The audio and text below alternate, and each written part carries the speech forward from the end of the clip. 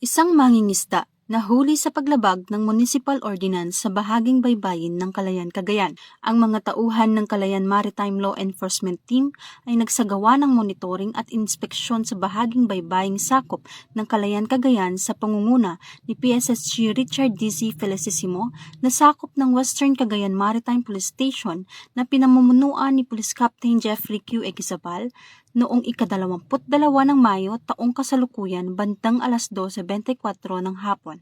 Sa isinagawang operasyon, naobserbahan ng mga operatiba ang isang bangkang nagsasagawa ng pangingisda at matapos ang masusing beripikasyon na pag-alamang walang kaukulang permit ang naturang bangka at maituturing itong hindi otorisadong pangingisda na lumalabag sa Section 31 ng Calayan Municipal Ordinance No. 120 Series of 2015, unauthorized fishing within municipal waters of Calayan, Cagayan.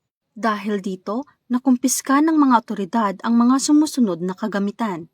Isang unit ng 18 HP Yamaha diesel engine na may tinatayang halagang 15,000 pesos, bangkang ginamit sa pangingisda na may tinatayang halagang 65,000 pesos at mga gamit sa pangingisda na may tinatayang halagang 5,000 pesos.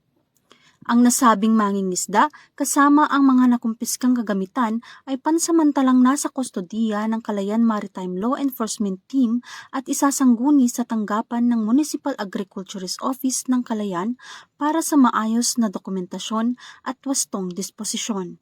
Ang PNP Maritime Group ay patuloy sa pagpapatupad ng batas upang maprotektahan ang ating yamang dagat at masiguro ang kaayusan sa baybaying bahagi ng ating nasasakupan. Ako po si Police Corporal Matilde A. Ateneo, PNP Correspondent.